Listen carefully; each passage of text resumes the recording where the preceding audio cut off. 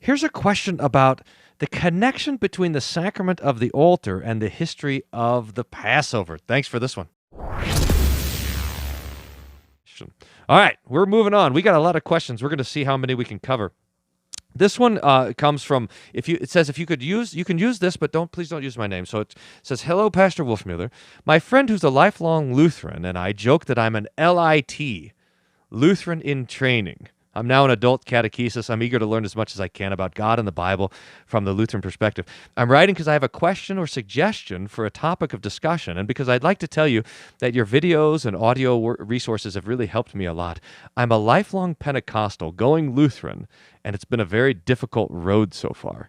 She continues, "Currently, I'm trying to tackle the sacrament of the altar, and I think it would be really cool to hear about the history of the Passover and how those customs were replaced by what Jesus did on the cross, and how the customs are translated now in the sacrament of the altar, piece by piece.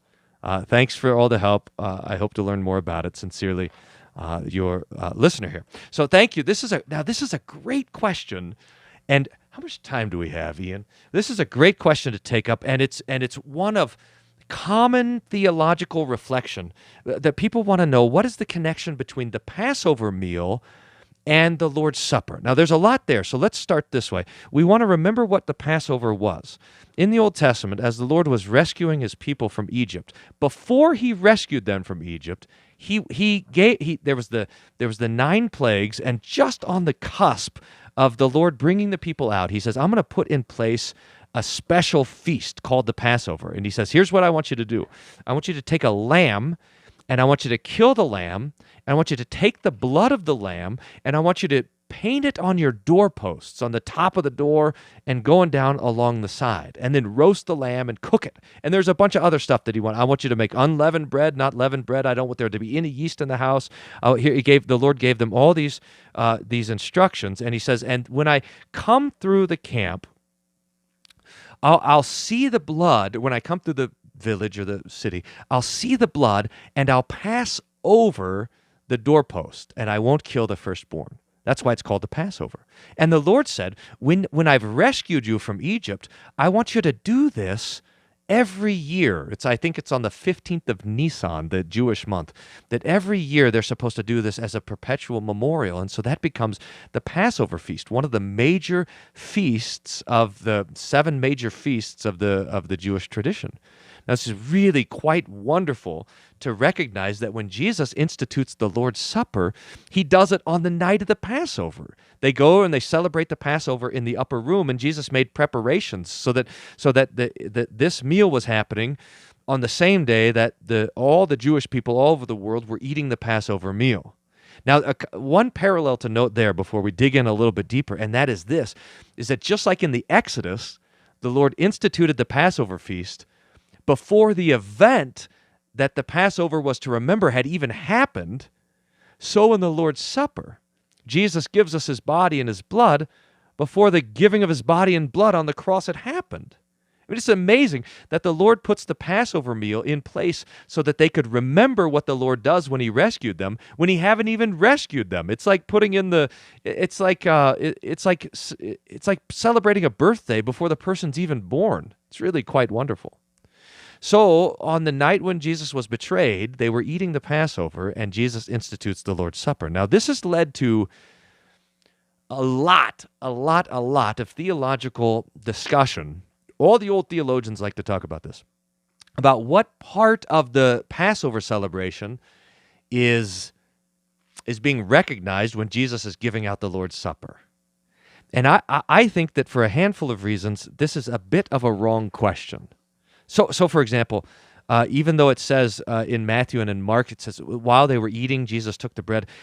When he takes up the cup, he wants to make a clean break from the celebration of the Passover and the celebration of the Lord's Supper. So it'll say, for example, in Luke 22, verse 20, it says, "After they had supped, Jesus took the cup." So that there's a distinction between the eating of the Passover and the Lord's Supper in the New Testament. In fact, just the language that Jesus uses when he gives them the cup, he says, "This is the cup of the New Testament." The Old Testament was really it was bound up in the celebration of the Passover. But Jesus says, I'm giving you a New Testament now. And in Hebrews 8 teaches us that when Jesus says New Testament, that the Old Testament has become obsolete and has faded away. Another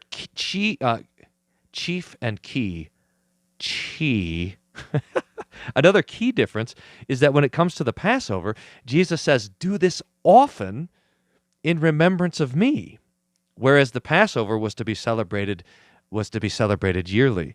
And maybe one of the more things to think about in this line is that if Jesus was, for example, if he wanted to just take up the symbol of the Passover and transfer it to the Lord's Supper, instead of taking the bread, he would have taken the lamb. He would have said, this is my body, because the lamb of the Passover was preaching the sacrifice of Jesus on the cross. I mean, what better, more clear preaching of the gospel is there in the Old Testament? That the lamb will be sacrificed and his blood will be the thing that rescues us from death. Just absolutely stunning.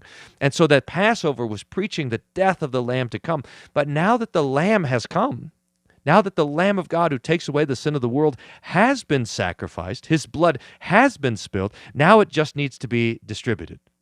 So Jesus says, this is the cup of the New Testament, which is in my blood, which is for you for the forgiveness of sins. Maybe a couple more notes since we're in the region here, and that is to say that when the text says this is the New Testament, almost every single modern English version says covenant. You could read the New King James or the ESV or the NIV or the NRSV or any of them. They almost all say covenant. The King James, though, is right here when it says testament. Now, what's the difference between a covenant and a testament? Well, this is outlined for us in Hebrews, but a covenant goes until the person who made the covenant dies. Marriage, for example, is a covenant, till death us do part, and then the covenant is broken. A testament doesn't start until the person dies, like a will. So the covenant goes until death, and the testament starts at death. That's why we talk about the Old Covenant and the New Testament. The Old Covenant God made with Abraham, and it doesn't end until God dies. The New Testament, that's Jesus giving out the benefits of his death to all those who would benefit by it. Maybe one more thing, since we're on the topic here, and we're talking about it. When it comes to the difference between, for example, the Pentecostal view of the Lord's Supper and the Lutheran view of the Lord's Supper, it's really quite wonderful. The Lutherans come along and say, when Jesus says, this is my body, we say, all right, sounds good. I don't know how it's your body, but if you say it, it's going to be your body. And when he says, this is the cup of the New Testament poured out for you for the forgiveness of sins, we say, all right. The Lord's Supper gives the forgiveness of sins. It delivers that promised forgiveness to us. And it's our job not to understand it, but to rejoice in it. So I hope that's helpful. That's for you. Man, I love these questions. If you guys got some more, post them up below, or even better, if you go to the website, wolfmueller.co, there's a contact button, and you can questions there. We'll take them up some more.